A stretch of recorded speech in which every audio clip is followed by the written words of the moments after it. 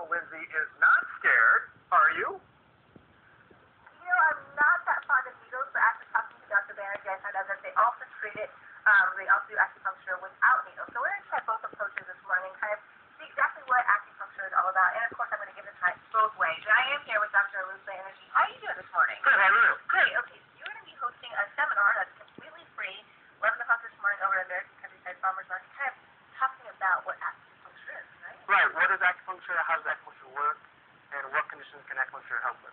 Okay, so kind of explain what this is. We know it's an ancient Chinese medicinal treatment, correct? Right, acupuncture is about 2,000 to 3,000-year-old form of Chinese medicine.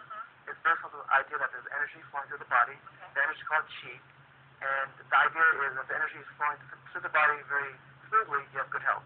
If there's a blockage of the energy flow, and they run through different channels, then you will have different symptoms, pain, headaches, fatigue, insomnia, and so forth. So the goal of acupuncture is to locate where these energy blockages are, and then to restore the flow of traffic through the highways by needles and other non-acupressure points. Okay, and you're telling me one big thing is, of course, pain, kind of getting rid of pain. And I wanted to point this out because this is a really neat example. Explain what we're looking at here. Right. Okay. So this is what we're looking at here. A lot of people come to acupuncture for pain management, and what this is an MRI scan. It's called a functional MRI scan. And what that means is it shows changes in brain activity before and after some type of procedure. So on your right-hand side, it's showing there's two structures called a thalamus and cingulus. They're lit up in yellow. This is indicating someone's in pain. And on the left-hand side, this is showing this. As you can see, Lindsay, the two areas that relate to pain are much less. Much smaller. And that correlates with much reduction of pain. And so this is one idea of how acupuncture can help with pain is affecting these two brain structures. And real quick, we're running out of time, but show this post and kind of explain what we're looking at here. Okay.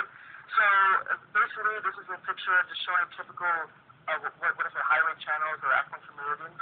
So on your thumb here, this relates to the lungs aspect. So if you're having asthma, coughing, allergies, the point on your thumb pad would be something for coughing by cough. Okay. There's a point in the middle of your wrist, about 4 fingers from the wrist crease for nausea, vomiting, for example. So it really does cover a huge variety of things. Treatments, yes. Not only pain, but things like insomnia, infertility, hot flashes, night sweats. What goes on and on. I'm assuming it depends on the person and also what you're treating, but how many times you can go get acupuncture, how long does the treatment last, things like that? The treatment lasts, 40 minutes, but as far as the number of sessions, it can vary from as few as 2 to as many as 6, depending on what the condition is and how long they have the condition. Okay, very cool. Thank you so much. And we're going to try some of this on this right? Right. So, be honest, is it going to be a little painful or not? A lot of people have that fear, but once they start seeing what it is, it's not that bad. Okay. Well, I'll give it a run. I'll see what we think, I think. And actually, Dr. Banerji was telling me that the military is using acupuncture now on some soldiers because of this MRI scan kind of showing that there is a decrease in pain in a lot of people. So before you have it done, do you have to do the pose on the poster? Nice. Very nice. Yeah, now you're ready. Now you're ready. Thank you, Lindsay.